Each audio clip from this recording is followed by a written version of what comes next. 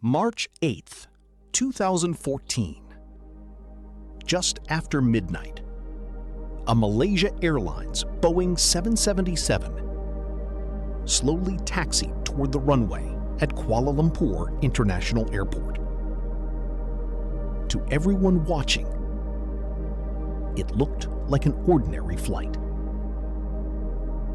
There were no flashing warning lights, no emergency vehicles, no signs that anything was wrong. In less than 6 hours, the aircraft was expected to land in Beijing. Instead, it would become one of the greatest mysteries in aviation history. More than 10 years later,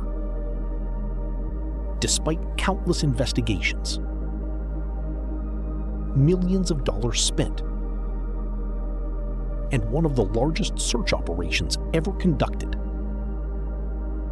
nobody knows exactly what happened. How can a modern passenger jet simply disappear? Malaysia Airlines Flight MH370 was scheduled to depart Kuala Lumpur at 12:41 a.m. local time. Its destination? Beijing Capital International Airport. A journey of approximately 4,300 kilometers. The aircraft assigned to the flight was a Boeing 777-200ER. At the time, the Boeing 777 was considered one of the safest commercial aircraft ever built. Since entering service in the 1990s, it had carried hundreds of millions of passengers around the world. Its safety record was exceptional. For airlines, it represented reliability. For passengers, confidence.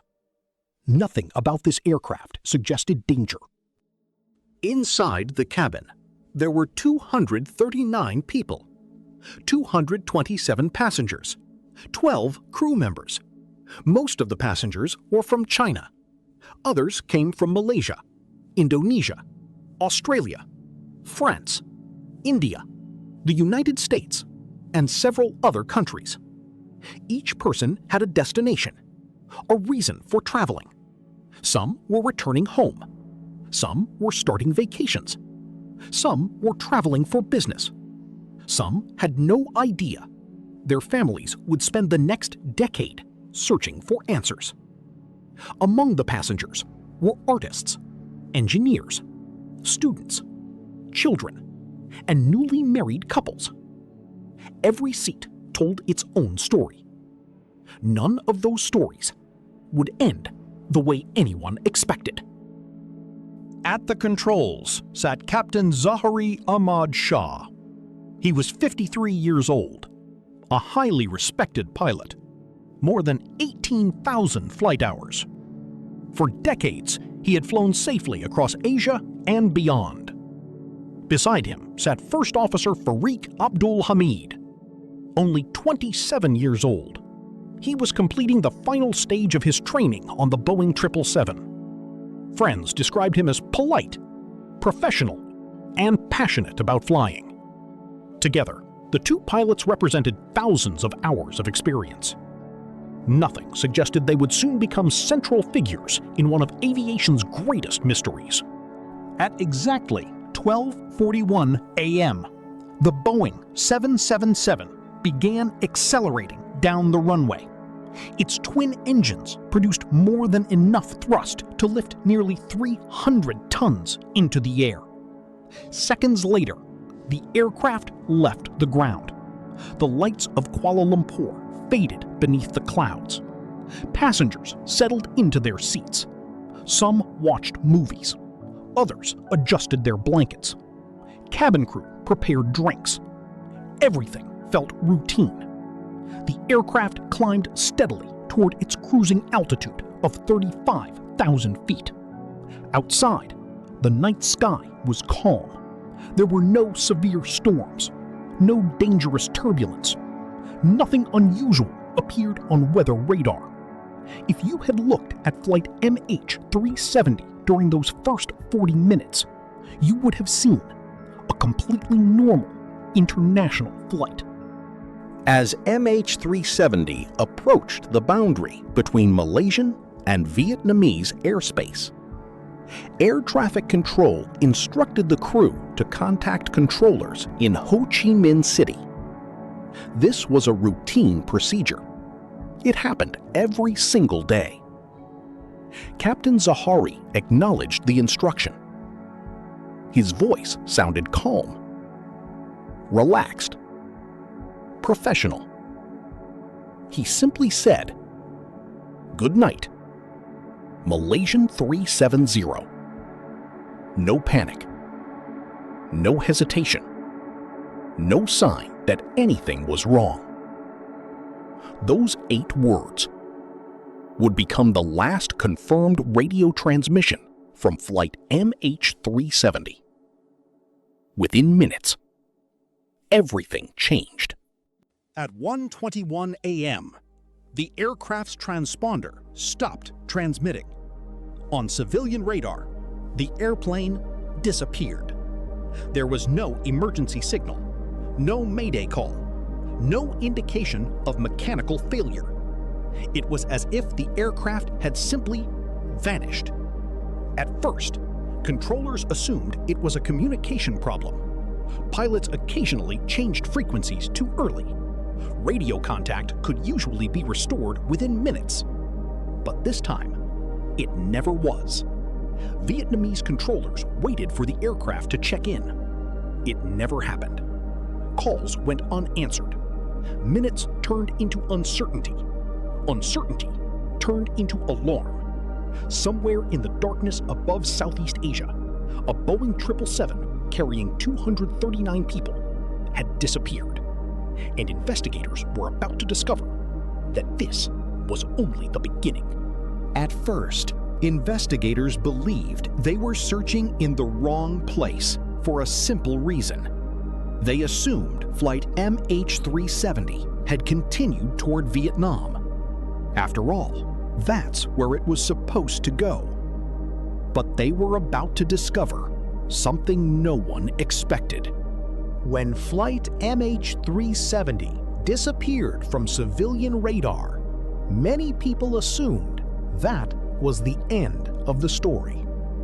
It wasn't. Unknown to the public, Malaysia's military radar had continued tracking an unidentified aircraft. At first, nobody realized it was MH370. But when investigators reviewed the radar data, they made a shocking discovery. The aircraft hadn't continued toward Beijing. It had turned around. This wasn't a gentle correction. It wasn't the result of turbulence.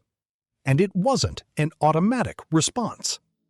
The Boeing made a wide, deliberate turn. Then, it flew back across the Malaysian peninsula. For investigators, this changed everything. A modern passenger jet carrying 239 people had not simply disappeared. Someone or something had changed its course. Even more disturbing, the aircraft wasn't broadcasting its position. Its transponder, the system that tells air traffic controllers exactly where an aircraft is, was no longer transmitting. To civilian radar, MH370 had vanished. But military radar could still detect a large aircraft moving through the night sky. Without a transponder, the aircraft became much harder to identify. It was no longer following the rules of normal commercial aviation. Radar data suggested the Boeing crossed the Malaysian peninsula before flying over the Strait of Malacca. This was hundreds of kilometers away from its planned route. Investigators immediately asked the obvious question: why? Was the aircraft trying to return to Kuala Lumpur? Was it heading toward another airport? Or was someone intentionally avoiding civilian radar coverage? No answer fit perfectly, and every possibility raised even more questions. Military radar continued tracking the aircraft for several more minutes. Then, it disappeared once again. This time, for good. Beyond that point, there were no more radar returns, no radio calls, no confirmed sightings. It was as though the aircraft had flown beyond the edge of the known world. When officials revealed that MH370 had turned back, families were stunned.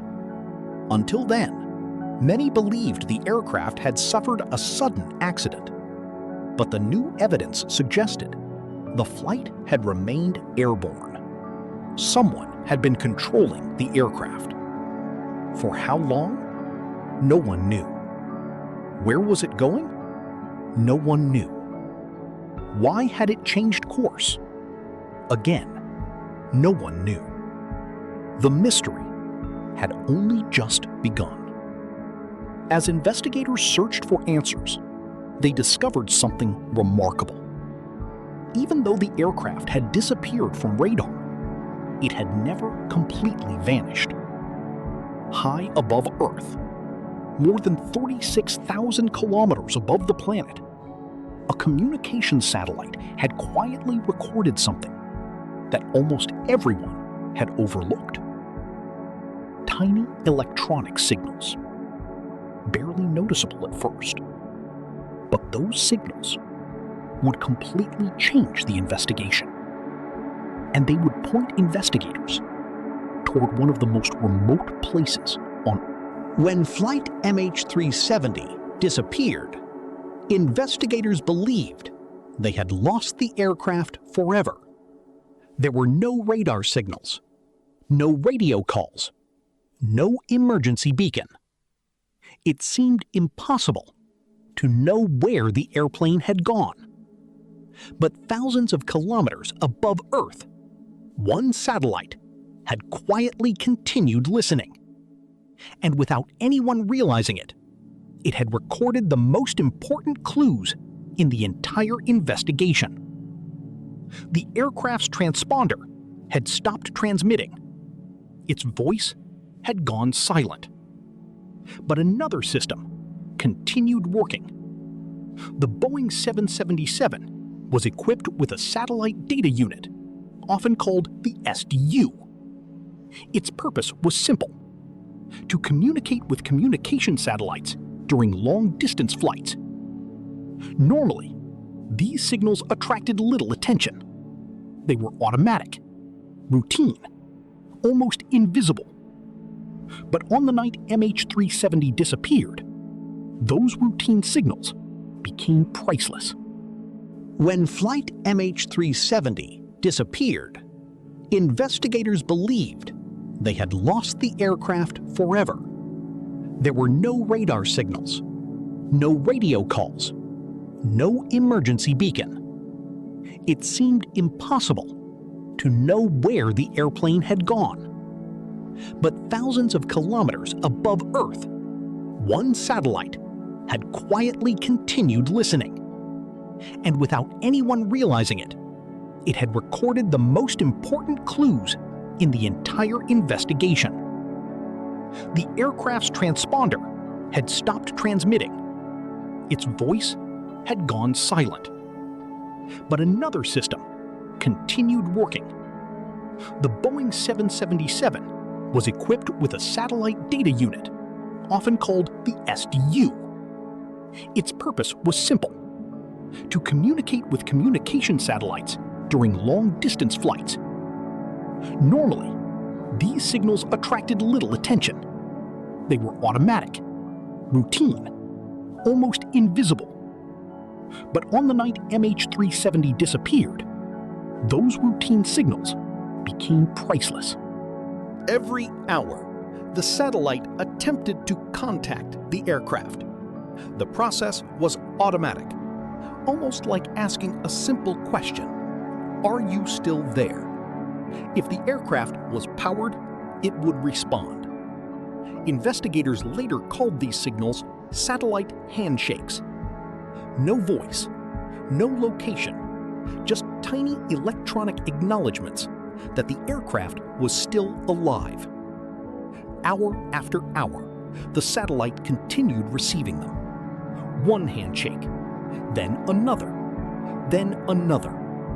This changed everything, because if the aircraft kept responding, it hadn't crashed immediately after disappearing from radar. It was still flying. For years, many people believed MH370 had crashed somewhere in the South China Sea. The satellite data proved otherwise. The aircraft had remained in the air for nearly 7 hours after its final radio transmission. 7 hours, thousands of kilometers, completely unnoticed, somewhere over the Indian Ocean. For investigators, this was almost unbelievable. A Boeing 777, one of the most advanced passenger aircraft in the world, had continued flying without communicating with anyone. The satellite couldn't determine the aircraft's exact position, but it revealed something else. Using the timing of each handshake, engineers calculated two enormous arcs.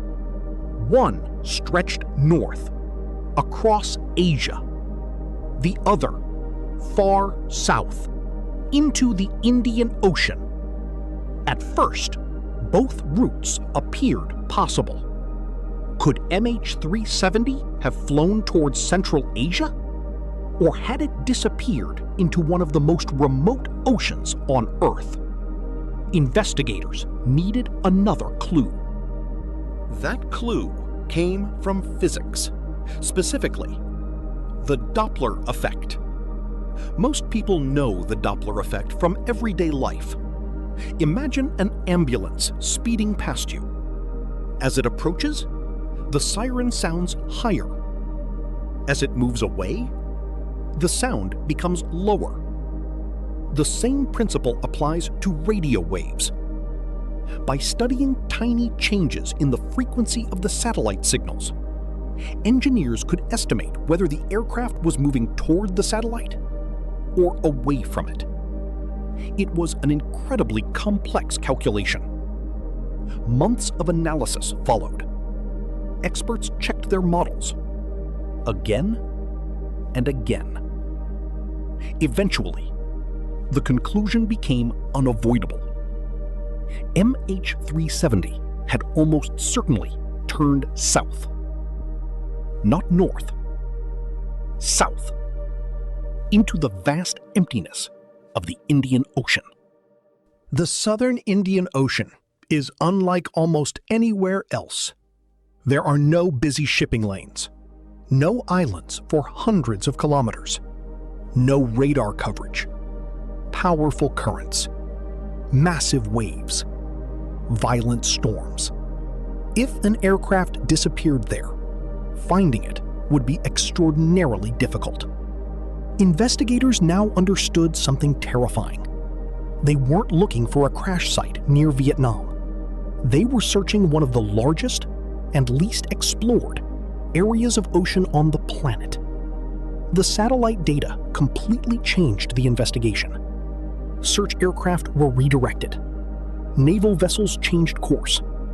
Countries from around the world joined the effort. What began as a regional search was becoming one of the largest international search operations in aviation history.